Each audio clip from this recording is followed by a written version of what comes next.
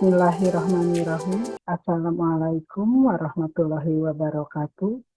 Saya Dian Rosinawati, dosen pada Prodi Perbankan Syariah, Fakultas Agama Islam, Universitas Islam Nusantara. Saya mengajar sesuai dengan bidang keilmuan saya yang saya miliki, yaitu bidang ekonomi.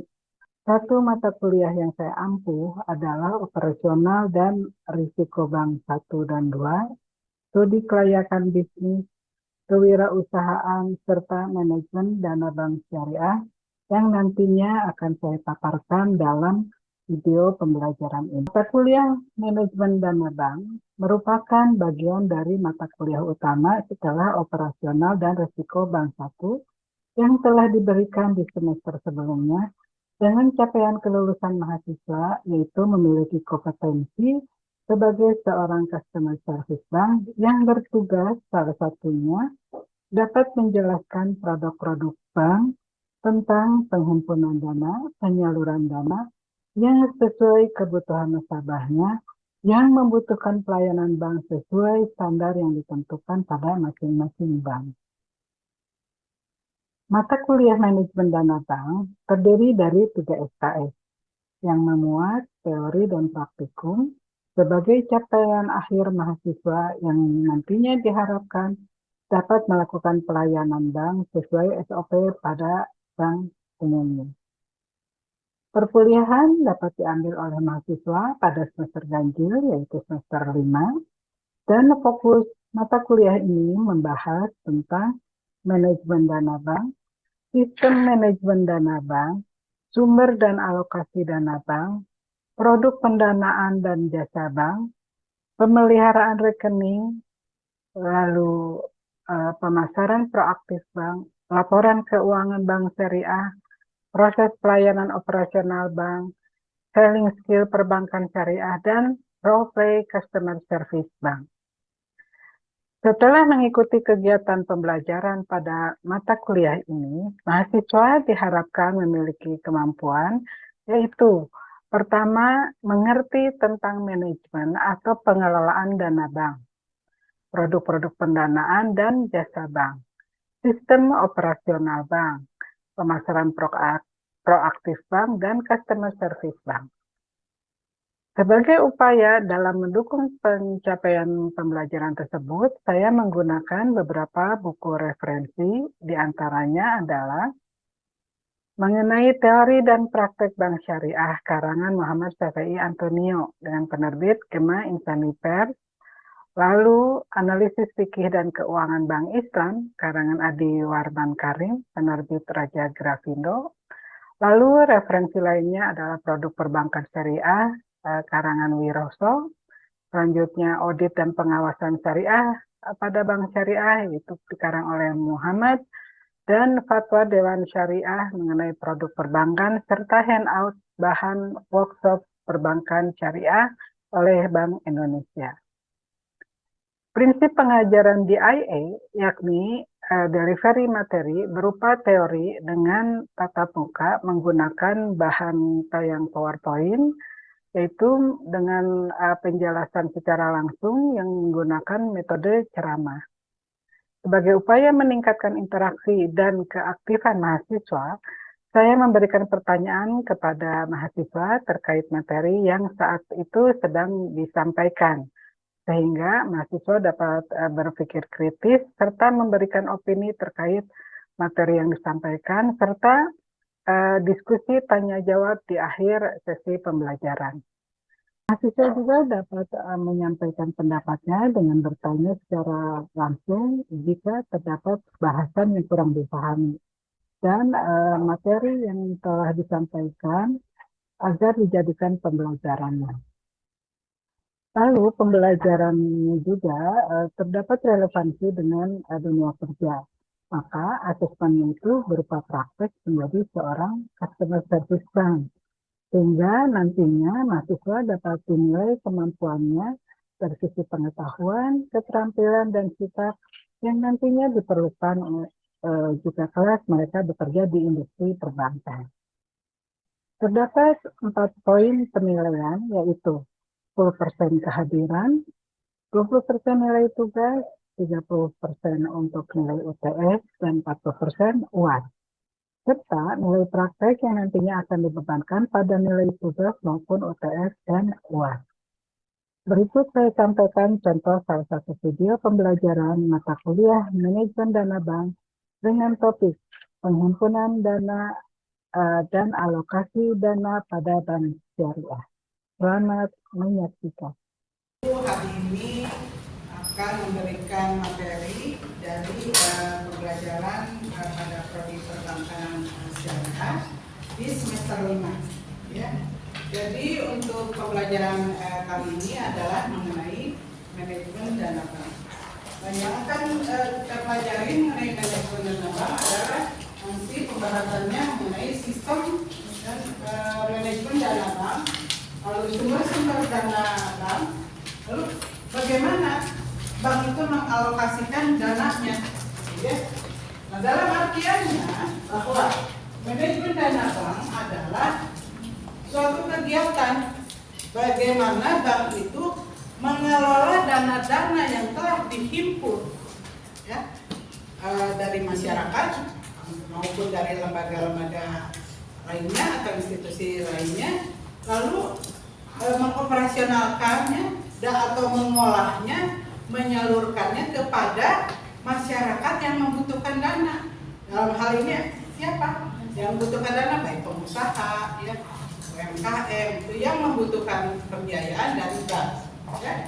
Jadi seperti itu adalah gambaran yang akan kita pelajari. Ya. Selanjutnya,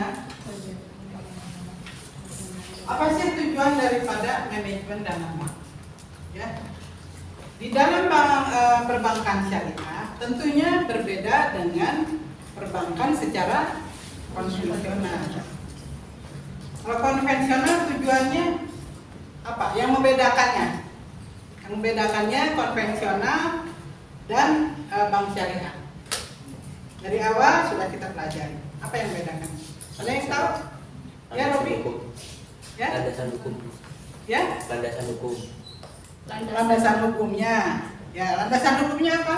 Kalau yang konvensional lebih ke BI, aturan BI secara kompleks. Kalau yang syariah gabungan antara BI sama nanti manfaatnya dari DSM, Dewan Syariah. Iya. Baik, ada yang lain? Yang mencirikan khas dari perbankan syariah dan yang membedakan dengan konvensional. Darin masih ingat?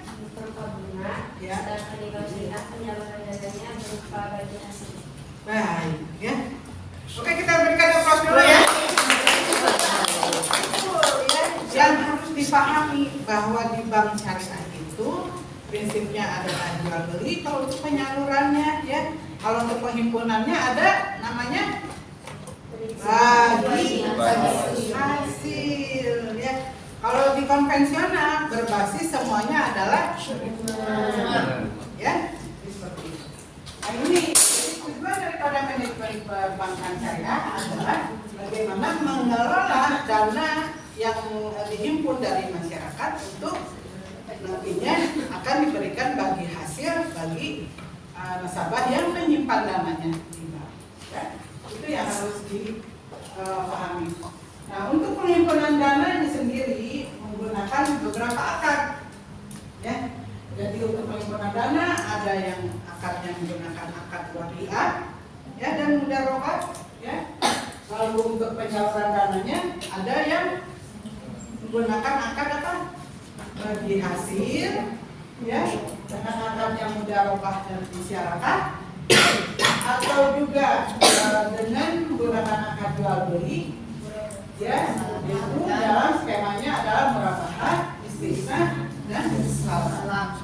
Lalu yang ketiganya adalah berupa sewa, ya, nantinya akan diberikannya bank itu dalam skemanya adalah ijarah atau ijarah mutakhiyah, ya.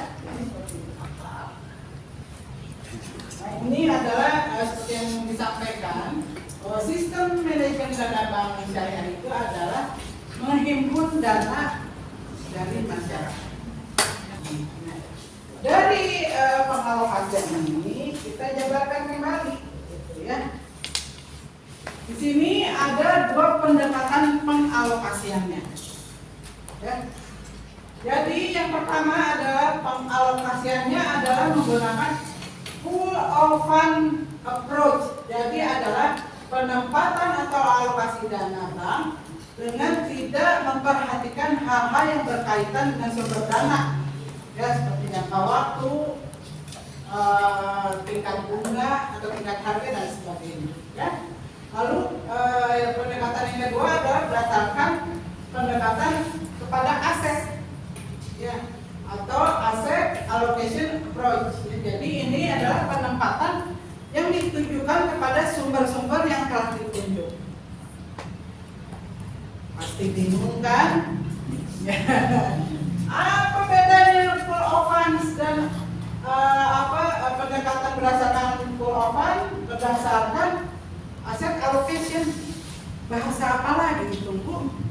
Ya, ini adalah sumber dana, penggunaan dana berdasarkan aset, ya. Nah ini nanti ya.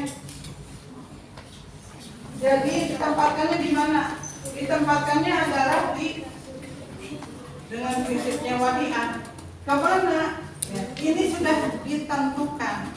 Misalkan tadi dana yang berasal dari penghimpunan dana wadiah. Wadiah apa merupakan tadi? Titipan saja, gitu ya. Makanya bank menempatkannya di primary reserve, di secondary, di cash, murabaha, salam, istisna, dan ijarah. Ya.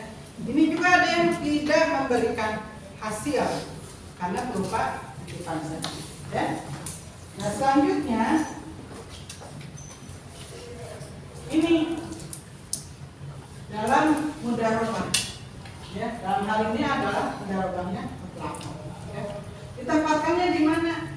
Di secondary, di murabaha, di salam, istisna, ijarah, mudharabah, dan musyarakah.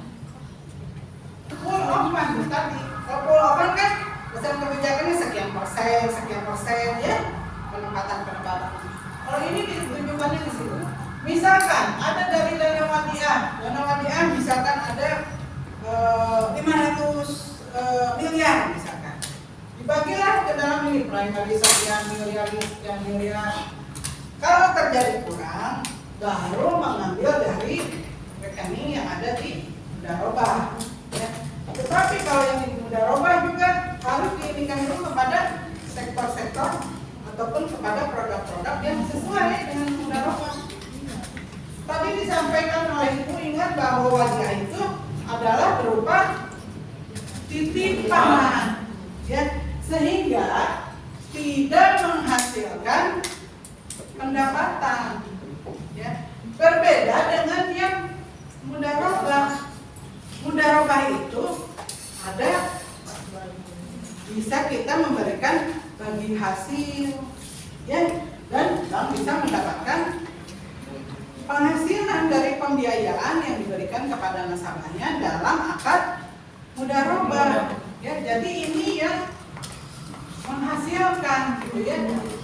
Disimpannya atau dialokasikannya kemana? Ke secondary reserve. Ya, karena kan kalau kita beli saham, pasti kan ada bagi hasilnya kan? Nah, ya. Terus tapi kalau kita primary reserve, kan itu uang kas, nggak bisa kan? Karena ada hasilnya. Ya, bank tidak mendapatkan hasilnya. Nah, kalau ke mudharabah, ke murabaha, dapat hasilnya pembiayaan, dapat hasil kan? Nah, salam, istisna, ijarah, mudharabah, ya, mudharabah juga pasti mendapatkan hasil ke musyarakah. Jadi perbedaannya adalah kalau di sumber dana dari mudharabah diterapkan atau dialokasikan kepada produk-produk yang bisa menghasilkan pendapatannya, gitu ya. Itu adalah dari alokasi berdasarkan aset. Ya. Mana perbedaannya? Ada yang ingin bertanya? Ya, perkenalkan nama saya Mas Syafri Labib. Ya. Izin bertanya, kenapa mudharabah tidak dialokasikan kepada primer reservi dan hold. Oke, Ridwan, pertanyaan yang bagus. Yang lainnya melihat yang sama? Ya. Kenapa yang mudarobah, dana yang berasal dari dana mudarobah tidak ditempatkan ke primary research ataupun ke open heart? Ya. Kita harus tahu di awal tadi Ibu sampaikan bahwa prinsip wadiah itu berupa titipan, sehingga bank tidak memperoleh penghasilan. Kan yang utama bank itu memperoleh penghasilan dari penyaluran dananya, dari pengalokasian. Dana sudah dihimpun, masa didiamin aja, gitu ya. Berarti harus disalurkan. Nah, harus disalurkannya kemana? Ke yang menghasilkan pendapatan. Ya, mana yang menghasilkan pendapatannya adalah ke secondary, karena apa? Penjualan saham, ya, ke surat-surat berharga, lalu ke pembiayaan murabahat, salam, biasanya dalam murabahat dan masyarakat.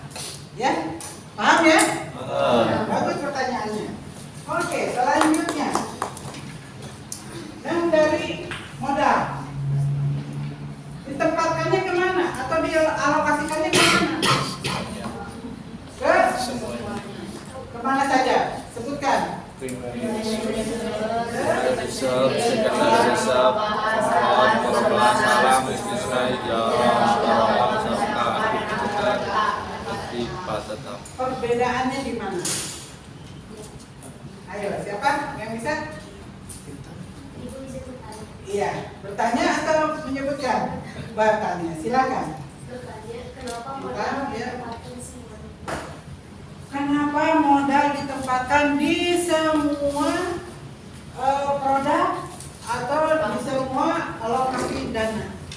Yang namanya juga pemilik modal, Bo. Gitu ya. Pemilik modal berarti dia harus memodali semuanya, gitu ya. Yang membedakannya malah ada seperti kalian lihat di wadiah dan mudarobah tidak ada terus ditempatkan di aktiva tetap, ya. Karena apa? Tidak menghasilkan pendapatan bagi bank, tetapi pemilik modal itu harus mengalokasikannya ke semuanya, baik yang menghasilkan maupun yang tidak menghasilkan, ya. Jadi itu jawabannya Intan ya. Namanya juga pemilik kan pasti kan harus ngemodalin ke semuanya. Ya, bagus pertanyaannya ya. Terus dulu.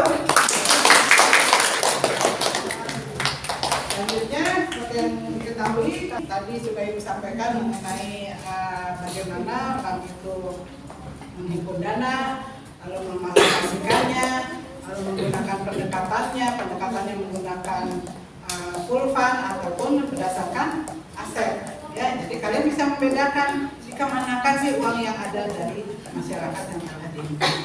Ya, pembelajaran hari ini dikira cukup jelas dan tadi bertanya maupun yang tadi memberikan tanggapannya, Ibu sampaikan terima kasih. Selanjutnya untuk menambah pengetahuan silakan dibaca buku yang telah Ibu baca. Lalu ada beberapa referensi juga sebagai bahan kajian. Demikian lebih dan kurangnya, mudah-mudahan apa yang diberikan bisa menjadi manfaat dan menambah ilmu pengetahuan dari hasanah pembelajaran di perbankan syariah. Akhirul kata, wabillahi taufiq wal hidayah. Wassalamualaikum warahmatullahi wabarakatuh.